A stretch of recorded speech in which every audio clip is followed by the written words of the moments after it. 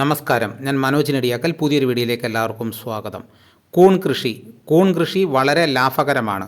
എന്നാൽ കൂൺ കൃഷി തുടങ്ങുമ്പോൾ തുടക്കക്കാർ അറിയേണ്ടത് എന്തെല്ലാമാണ്, അതെല്ലാമാണ് ഞാൻ വീഡിയോയിലൂടെ പറയുന്നത്. ആദ്യം നമുക്ക് ഇനങ്ങൾ ഏതൊക്കെയാണെന്ന് നോക്കാം. ചിപ്പിക്കൂൺ, പാൽക്കൂൺ, വൈക്കോൽ കൂൺ എന്നിവയാണ് കേരളത്തിൽ പ്രധാനമായും കൃഷി ചെയ്യുന്ന കൂൺ ഇനങ്ങൾ. കൂൺ ബെഡ്, വൈക്കോൽ ഉപയോഗിച്ച് തയ്യാറാക്കുന്ന കൂൺ ബെഡിലാണ് കൂൺ നടേണ്ടത്. ബെഡിനായി തിരഞ്ഞെടുക്കുന്ന വൈക്കോൽ മികച്ച ഗുണനിലവാരമുള്ളതായിരിക്കണം. അത് നമ്മൾ പ്രത്യേകം ശ്രദ്ധിക്കേണ്ട കാര്യമാണ്.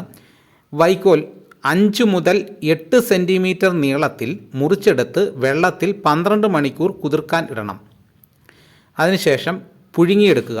കുതിർത്ത വൈക്കോൽ വെള്ളം വാർന്നതിന് ശേഷം 100 ഡിഗ്രി ചൂടിൽ ആവിയിൽ 1 മണിക്കൂർ പുഴുങ്ങിയെടുക്കുക. പുഴുങ്ങിയ വൈക്കോൽ ഇളം വെയിലിൽ ചൂടാക്കുക. അതിനുശേഷം നല്ല കട്ടിയുള്ള സുതാര്യമായ പ്ലാസ്റ്റിക് കൂടാണ് കൃഷിക്ക് അനുയോജ്യം. വൈക്കോൽ ചെറു ചുരുളുകളാക്കി കൂടിൻ്റെ അടിഭാഗത്ത് വെച്ച് അതിന് മുകളിൽ വശങ്ങളിൽ മാത്രമായി കൂൺ വിത്ത് വിതറുക. അതിനുശേഷം സുഷിരങ്ങളിടുക. കവറിൻ്റെ മുകളറ്റം വരെ വൈക്കോൽ ചുരുളും കൂൺ വിത്തും ഇട്ട ശേഷം മുകൾ ഭാഗം ചരടുപയോഗിച്ച് നന്നായി കെട്ടിമുറുക്കുക.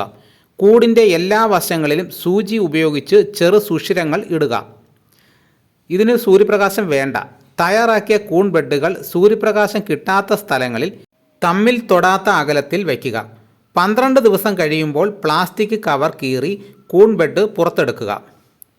വെള്ളം, രാവിലെയും വൈകിട്ടും വെള്ളം തളിച്ചു കൊടുക്കുക. കീടങ്ങളെ നശിപ്പിക്കാൻ വെളുത്തുള്ളി ചതച്ച മിശ്രിതം ഉപയോഗിക്കുക. അപ്പോൾ ഇങ്ങനെയൊക്കെയാണ് നമ്മൾ കൂൺ കൃഷി ചെയ്യേണ്ടത്.